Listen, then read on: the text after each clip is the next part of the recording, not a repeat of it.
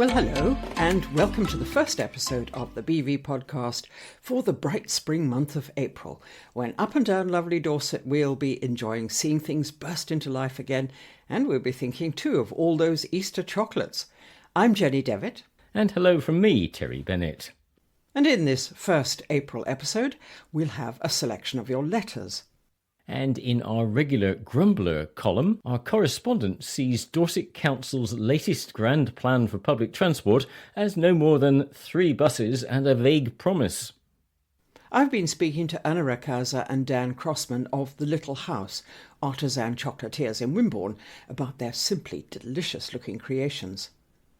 To start us off in this first episode, we'll hear, as ever, from our editor, Laura Hitchcock. Laura?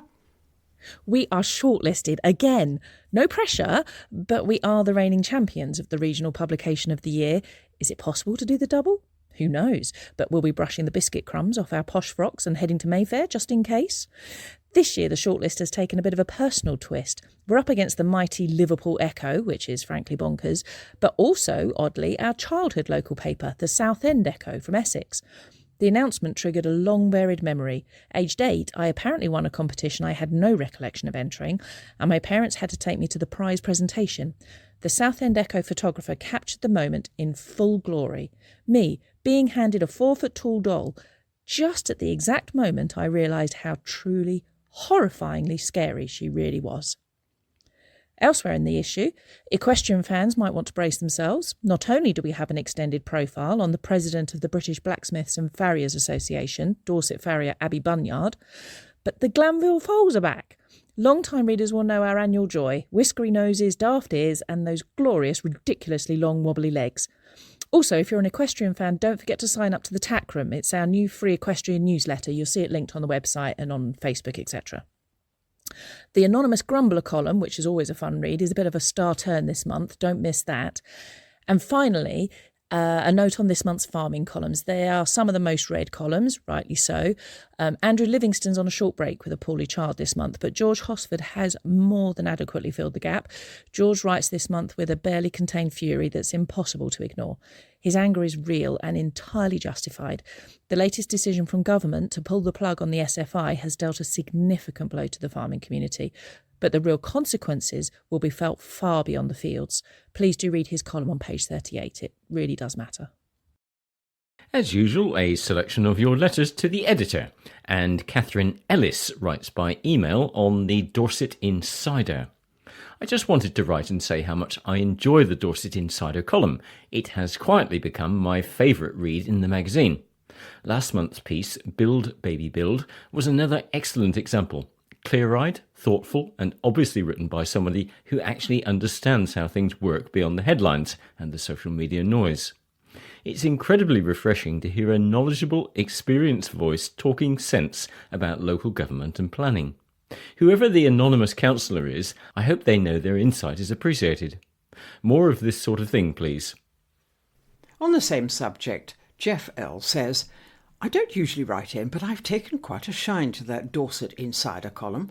Last month's one on housing was spot on. I've sat through enough parish meetings in my time to know when someone's talking sense, and this writer clearly knows their stuff. No fluff, no politics, just proper knowledge from someone who's actually been in the thick of it. It's become the first thing I turn to when the magazine lands. More of that, please. It's about time we heard from people with real experience. Judith Kay of Shillingston has been in touch on the White Hart Link. As a keen walker and proud North Dorset resident, I was genuinely excited to discover the White Hart Link, a long-distance trail celebrating our lovely patch. But having studied the route, I'm left scratching my head. It's billed as a circular trail linking the 5 market towns and encouraging tourism and engagement with local businesses. So why does it avoid the centres of Stourbridge and Blandford? Stourbridge has some lovely independent shops, yet the route skirts the edge. Blandford's Georgian Heart is bypassed altogether, with walkers left to simply turn around when they reach the nothing here end of the trailway. And where are the hill forts? North Dorset's most impressive historic landmarks and walking views, and yet the route manages to swerve around them. We've ended up with a trail that seems determined to avoid the very best bits of the area it's supposed to showcase. While no route can please everyone, this one feels like a missed opportunity. The next letter, name and address supplied, is on the tofu tyranny. I read your meat tax and tofu tyranny piece with a mix of frustration and exhausted recognition. As a young farmer, I'm more than used to being painted as some sort of villain every time someone wants to make a political point about climate change. But this constant pitting of livestock farming against the environment is lazy, divisive, and, as your article rightly pointed out, utterly counterproductive. We need genuine, nuanced conversations about sustainability, not headlines designed to stir outrage. British meat, especially from small mixed farms like the one I work on, is nothing like the intensive feedlot systems of the US. We're part of the solution, not the problem. Regenerative farming, pasture-fed livestock, soil health, we're working on all of it. But that means support, not sweeping taxes and guilt campaigns. Demonizing meat doesn't help the planet. Supporting better farming does. I found your meat tax and tofu tyranny article predictably defensive and disappointingly one-sided. No one is trying to take away your Sunday roast or force tofu into anyone's shopping basket. But we do need to face facts. Animal agriculture is a major contributor to greenhouse gas emissions, deforestation and biodiversity loss. Pretending otherwise because British farming is different doesn't change the science. Yes, industrial meat production is worse, but that doesn't give smaller farms a free pass. A meat tax isn't about punishing farmers, it's about acknowledging the true environmental costs of our food choices and helping consumers make more sustainable ones. Change is hard, but it's coming, and if we're serious about climate action, we can't keep romanticising the past. The future of food must be plant-based for the sake of animals, people and the planet. That's from Tamsin Reed of Bridport. Margaret F. of Milborne Port writes in on elderly drivers. She says, I read Joanna Spencer's letter with great sympathy. It struck a real chord. Having had the same difficult conversation with my father a few years ago, I know how painful it is to balance safety with independence. But, as your recent piece on rural transport showed, that was stranded Dorset is one of the worst in the country, we're not just dealing with stubborn, ageing drivers. We're dealing with a system that gives them no safe alternative. If you take the car keys away in much of Dorset, you take away the ability to shop, to see friends, to get to appointments. It's no wonder so many of our parents keep driving longer than they should. Until we address the gaping holes in our rural transport system, we'll keep having these quiet crises on our country roads. And lastly, a plea for help from the North Dorset Trailway. We are looking for a volunteer to help us with the North Dorset Trailway Network website. We are a charity, so pennies are tight. Is this something you could help us with? If you can, and you have web experience in build and design, we need your help. This is a volunteer role, and please call Rosie on 07711 089 403. And so to the Grumbler, and a reminder that this is an open column in the BV. It's a space for anyone to share their thoughts freely, and whilst the editor will know the identity of contributors, all pieces are published anonymously. With just a few basic guidelines to ensure legality, safety and respect, this is an open forum for honesty and unfiltered views. This month, 3 buses and a vague promise. I see Dorset Council has unveiled its latest grand plan for public transport, complete with exciting projects, a real opportunity to improve services and even a shiny new electric vehicle trial. There's talk of environmental goals, visitor benefits and vital first steps towards a zero-emission fleet. All very visionary. But there's rather a disconnect between the Council's triumphant language and the underwhelming actual provision for rural North Dorset. It's essentially a bold headline backed by 3 Saturday buses and vague promises. While Weymouth will see buses every 15 minutes, Dorchester gets an upgraded weekend link, and even Bridport's connections are improved. North Dorset, with our scattered villages, ageing population and deeply limited transport options, is gifted the long-awaited return of 3 Saturday services on the CR2, CR3 and CR6 routes. That's it. No weekday services, no evening buses, no real progress on the accessibility or connectivity the council has assured us are priorities. And as for the single electric minibus pilot, there's no word yet on where it will actually operate, but I think we're all fairly certain that it won't be humming between Sturminster and Shaftesbury anytime soon. This apparently is what ambition looks like in the north of the county. Of course, urban centres need functioning public transport too, but the disparity is galling. North Dorset residents were vocal during the public consultation for the county's local transport plan. I believe better buses were the number one request. And yet, the latest bus service improvement plan offers them little more than a pat on the head and a Saturday ride into town, as long as they don't plan on staying out too late. Councillor John Andrews, Cabinet Member for Place Services, says the council wants to do more, that they're working hard to secure fairer funding, and that Dorset received the 4th lowest revenue allocation in the southwest. Fair point, but this doesn't explain the internal prioritisation decisions. The council still chooses to funnel what funds it did receive into a handful of high-profile towns, leaving the rest of the county peering wistfully from behind the hedgerows. It's also hard to ignore the optics. Urban voters see improvements, rural ones see spin. And everyone sees the headlines: ambitious, sustainable, electric, which, when set against the reality of living in much of North Dorset, feel more like a marketing campaign than meaningful policy. This matters, not just for convenience, but for community. As the BV reported last month, a functioning, fair public transport system isn't a luxury. It's the lifeline that lets non-drivers access work, education, healthcare and social connection. It's what makes rural living viable for the young and the elderly alike. So yes, the new plan might tick some boxes. It might look good in Westminster reports and social media posts. But for much of North Dorset, it's not a vision of progress. It's a stark reminder of what we're missing and how far we still have to go. In the meantime, set your alarms early. The Saturday bus waits for no one.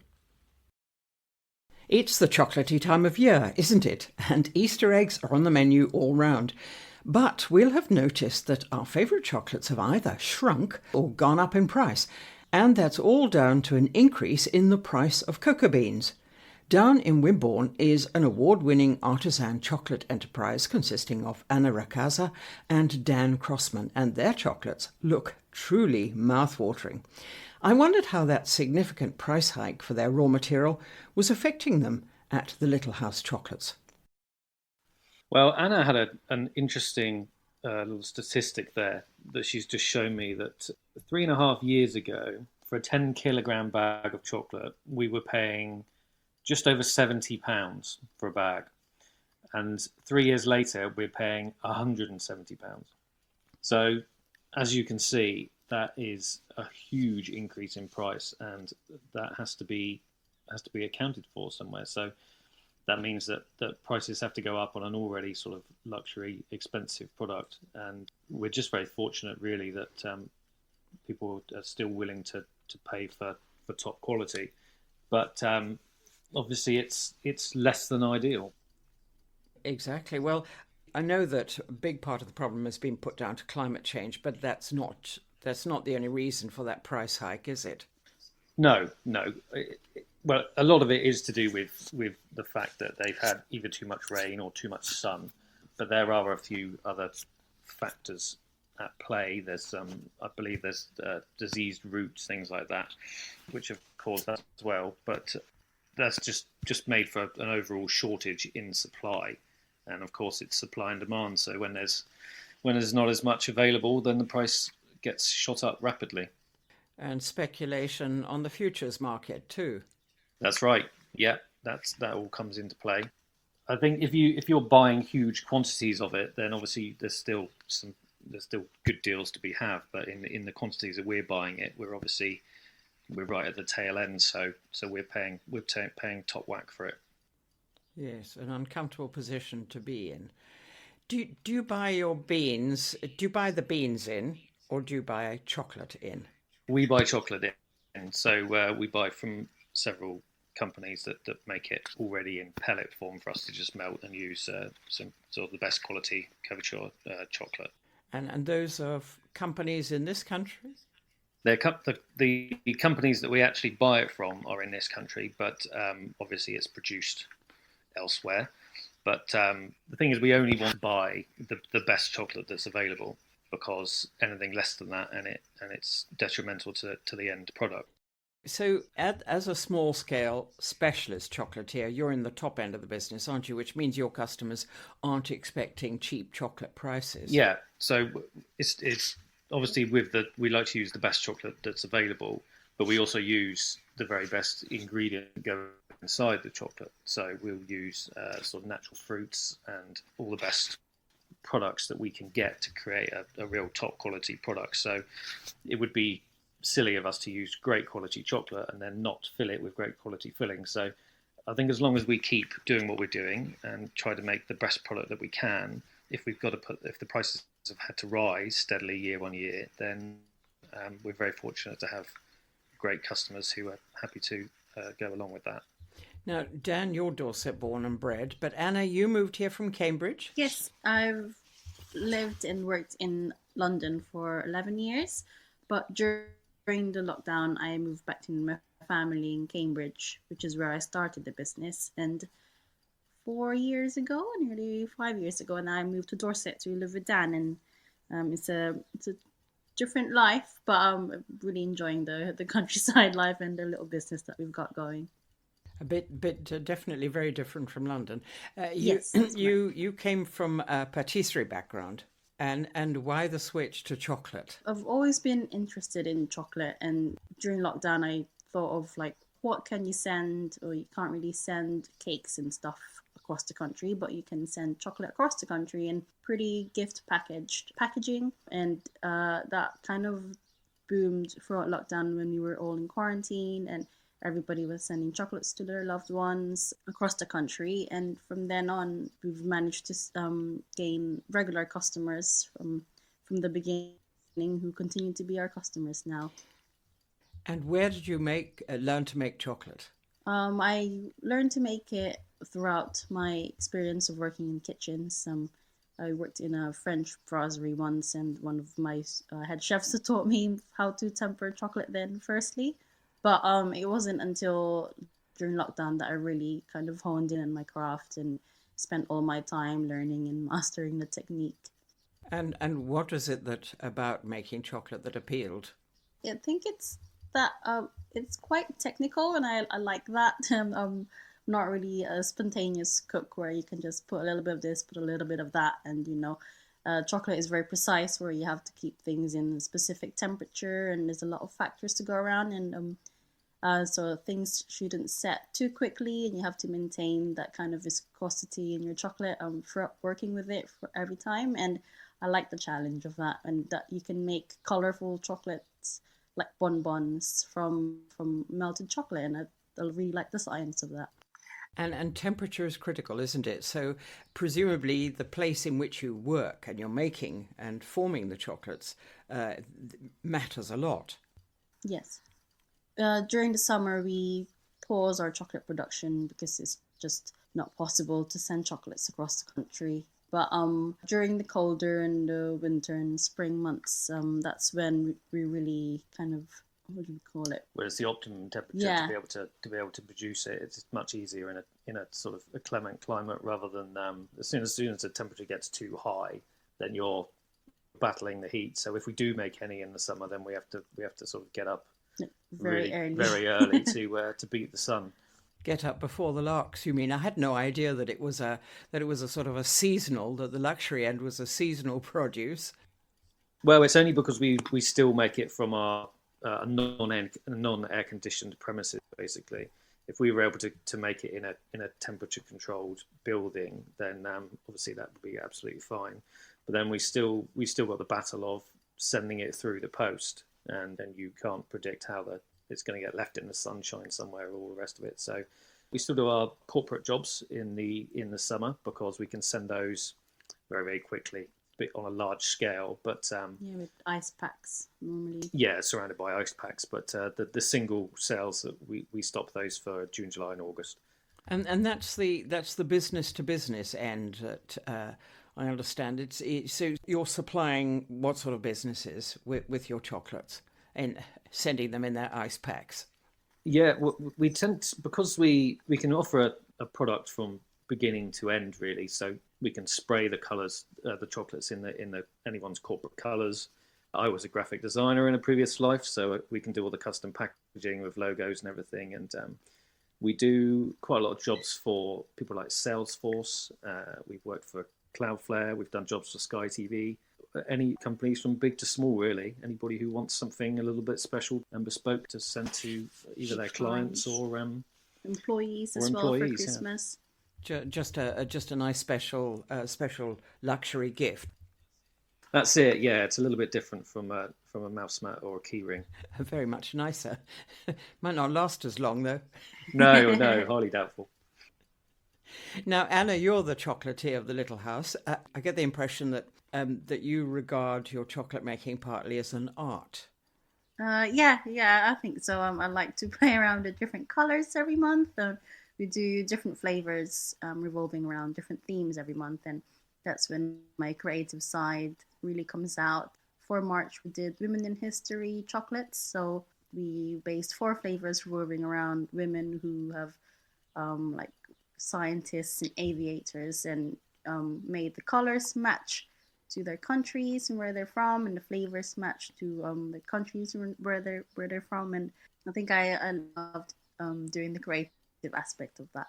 Now, obviously, given the problems with the expensive raw material that you're dealing with, you're looking for innovative ways to market and sell your chocolate, I assume?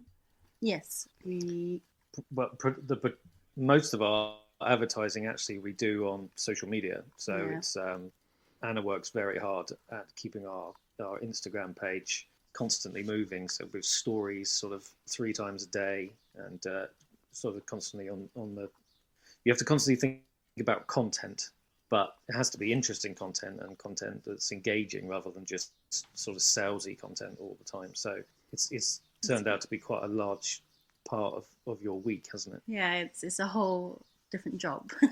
Yes, and a pretty time-consuming one. It sounds as if neither of you have much time to do much else except make and market chocolate. Yeah, it does feel like that sometimes. Yeah, particularly in busy moments such as Christmas and Easter, which is what we're in right at the moment. And you always have to be thinking ahead to what's next. And what sort of special things have you got coming up for Easter? We've got some lovely Easter eggs that we're making at the moment, and I'll let Anna tell you a little bit more about those. So we've got, it's quite, I don't know how long is our egg. It's a good few inches, and they're quite big and heavy, weighing around 400 grams almost. And it's made up of layers of milk chocolate shell, vanilla bean marshmallow, a strawberry caramel, using local strawberries from the New Forest, and capped with a brown butter and Biscoff cookie layer. And it's certainly an indulgent egg and not what you'd expect from supermarkets. And we've got our Easter bonbons as well. The flavors are carrot cake, passion fruit, cream egg, hot cross bun, and bourbon custard. So all of the Easter classics this month. My word, they sound absolutely delicious. Who does the tasting?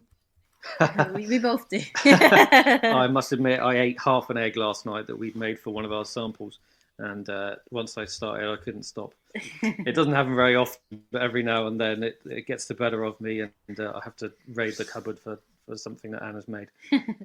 You mean to say you don't have any family or friends to do tasting for you? Oh, we do, yeah. Funnily enough, everybody always offers their services. It's funny that, isn't it?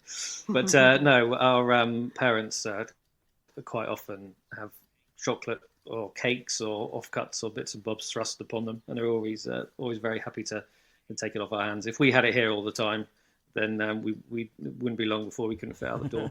What a good thing that you have parents who like eating chocolate. Yeah, exactly. Yeah.